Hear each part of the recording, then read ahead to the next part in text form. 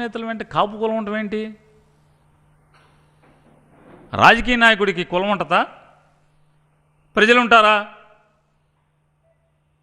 ఒక ప్రజానాయకుడికి ప్రజా జీవితంలో పనిచేసేటువంటి సామాజిక సేవ చేసేకి వచ్చినటువంటి వాడికి ఇదేమన్నా కుల సంఘమా? మేమన్నా కాపు సంఘం పెట్టుకున్నామేంటి ఇక్కడ?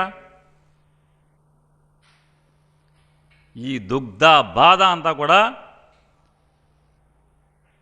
ఈ సన్నాసి బాధ దుగ్ధ అంతా ఏంటంటే జగన్మోహన్ రెడ్డి గారి ప్రభుత్వంలో కాపులకి అత్యంత ప్రాధాన్యత ఇస్తున్నారు. 25 మంది మంత్రుల్లో 5 మంత్రులు కాపులు ఉన్నారు. విధాన నిర్ణయాల్లో కానీ అన్నిట్లో కూడా అత్యధిక ప్రాధాన్యత కాపులకు లభిస్తుంది. కాపులకు ప్రాధాన్యత ఉంటుంది. కాబట్టి కాపులు మనం ఎంత రెచ్చగొట్టినా ఎంత మాట్లాడుతున్నా మనం ఎంత స్టీరింగ్ తిప్పుతున్నా కూడా ఒక్కడ కూడా తెలుగుదేశం వైపు తిరగట్లేదు ఎవడో. కాపులందరూ కూడా ఈ మెజారిటీ ఎక్కువ వైఎస్ఆర్ కాంగ్రెస్ పార్టీపై ఉన్నారు అనేటువంటి దుగ్ధ బాధతో ఈ భాష తప్పితే ఎవడన్నా మాట్లాడతాడా ఈ భాష?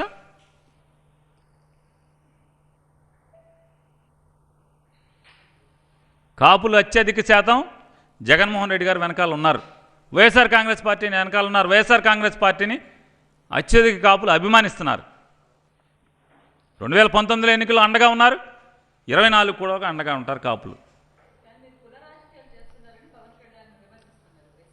ఎవరు ఇప్పుడు మాట్లాడిన మాట ఇప్పుడు మీరే ఆ విలేకరు గారు చెప్తున్నారు కదా, మీ వెనక కాపులు లేరు, కాపులు ఎమ్మెల్యేలు వెనకాల కాపులు లేరని చెప్పని అన్నాడని చెప్తున్నారు. ఎవరు కుల రాజకీయాలు? కుల రాజకీయాలు చేసేవాడే కులాల గురించి మాట్లాడతాడు, కులం లేదని మాట్లాడతాడు. అసలు నాకు కులం లేదని చెప్పింది ఎవరు? కులం లేదు మతం లేదని చెప్పినటువంటి సొంట ఎవడు? ఎవడండి? ఇవాళ కాపుల గురించి మాట్లాడుతున్నాడు. రంగా గారి గురించి మాట్లాడతాడు. పోనీ రంగా గారి గురించి అప్పుడు మనవాడు బజార్ ఎక్కలేదు అనుకుందాం, లేకపోతే అప్పుడు లాగులేసి తిరుగుతున్నాడో లేకపోతే ఉన్నాడో లేదో మామూలుగా ఇంకా భూమి మీదకి వచ్చాడో లేదా తల్లి గర్భం నుంచి తర్వాత మాట్లాడుకుందాం. నీ ప్రభుత్వంలో ముద్రగడ పద్మనాభం గారిని ఆయన కుటుంబ సభ్యుల్ని హీనాతిహీనంగా ముద్రగడ పద్మనాభం గారిని లేకపోతే ఆయన కోడల్ని భార్యని కొడుకుని ముత్తక మాటలతో చెప్పరాని భాషల్లో నేను కూడా చెప్పగలను, సంస్కారం వదిలేస్తే నీకులాగా పచ్చిగా ఆయన చెప్పాడు. నా భార్యని కోడల్ని ఎంత హీనంగా నీచంగా మాట్లాడారు, నా కొడుకుని ఎలా అని కొట్టుకుంటూ బూతులు తిడుతూ ఎంత అసహ్యంగా మాట్లాడారు ఆయన ఆవేదన చెందాడు. మరి ఏమయ్యావు నువ్వు ఆ రోజున? రంగా గారి గురించి తర్వాత ఆ రోజు ఎవరు నువ్వు లేవు కదా, మరి వాళ్ళు ఏడ్చావు కదా. ముద్రగడ పద్మనాభం గారు ఉన్నప్పుడు నీ ప్రభుత్వంలో నువ్వు ఏడ్చావు కదా, నీదే కదా ప్రభుత్వం. ఏ నోరు పడిపోయిందా? గొంతుకు పక్షవాతం వచ్చిందా?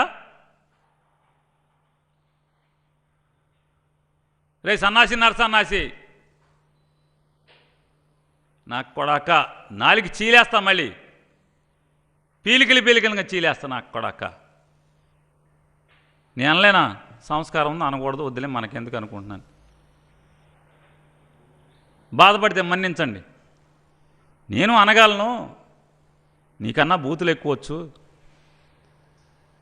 మా పార్టీలో నేను తక్కువ మామూలు బూతులు తెలుగు గ్రాంధికం మాట్లాడతా, మంచిగా నీకులాగా మొత్తగా నాటుగా మాట్లాడే వాళ్ళని వదిలితే చెవులు మూసుకోవాలి. పాపం అరటిక్కెట్లని అమాయకులైన పిల్లల్ని చిన్న పిల్లల్ని ఓటు రానటువంటి వాళ్ళందరినీ 10 ఏళ్ళ నుంచి లేకపోతే 10 నియోజకవర్గాల నుంచి పోగేసుకొచ్చి ఎదర కూర్చోబెట్టుకుని ఏళ్ళ చప్పట్లు వేస్తే బూతులు తిడితే పండగ అయిపోద్దా?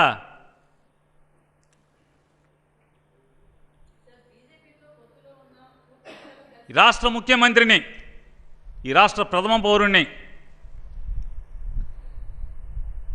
బోషిడిక్కే అని పార్టీ ఆఫీస్ నుంచి బూతులు తిట్టించినప్పుడు నీ పార్ట్నర్తో తిట్టిస్తే నోరు పడిపోయిందా? కొణిదెల పవన్ కళ్యాణ్ అమ్మ కడుపున ఆఖరివాడిగా పుట్టిన అందరికీ మంచి చేయాలి, మేలు జరగాలి అనే విషయంలో ముందువాడుగా ఉంటాడు. తన గురించి కంటే జనం గురించి ఎక్కువగా ఆలోచించే మనస్తత్వం నా తమ్ముడు కళ్యాణ్ బాబుది. ఎవరైనా అధికారంలోకి వచ్చాక ప్రజలకు ఏదైనా చేయాలనుకుంటారు. కానీ కళ్యాణ్ తన సొంత సంపాదనని కౌలు రైతుల కన్నీళ్లు తుడిచేందుకు ఖర్చు పెట్టడం, సరిహద్దు దగ్గర ప్రాణాలొడ్డి పోరాడే జవాన్ కోసం పెద్ద మొత్తం అందివ్వటం, అలాగే మత్స్యకారులు ఇంకా ఎందరికో తాను చేసిన సహాయం చూస్తుంటే ఇలాంటి నాయకుడు కదా జనానికి కావాల్సింది అనిపిస్తుంది. ఒక రకంగా చెప్పాలంటే సినిమాలోకి తను బలవంతంగా వచ్చాడు, రాజకీయాల్లో మాత్రం ఇష్టంతోనే వచ్చాడు. ఏ తల్లికైనా తన కొడుకు కష్టపడుతుంటే గుండె తరుక్కుపోతుంది. అలాగే ఏ అన్నకైనా తన తమ్ముడు అనవసరంగా మాటలు పడుతుంటే బాధ వేస్తుంది. అలా బాధపడుతున్న నా తల్లికి ఈ అన్నయ్యగా ఒక మాట చెప్పాను. నీ కొడుకు ఎంతోమంది తల్లుల కోసం వాళ్ళ బిడ్డల భవిష్యత్తు కోసం చేసే యుద్ధం అమ్మా ఇది. మన బాధ కంటే అది ఎంతో గొప్పది అన్నాను. అన్యాయాన్ని ఎదిరించకుండా మౌనంగా ఉండే మంచివాళ్ళ వల్లనే ప్రజాస్వామ్యం మరింత నష్టం అని నమ్మి జనం కోసం జన సైనికుడయ్యాడు. తాను బలంగా నమ్మిన సిద్ధాంతం కోసం తన జీవితం రాజకీయాల్లోకి అంకితం చేసిన శక్తిశాలి పవన్ కళ్యాణ్. ప్రజల కోసం, రాష్ట్ర భవిష్యత్తు కోసం ఆ శక్తిని వినియోగించాలి అంటే చట్టసభలో అతని గొంతు మనం వినాలి.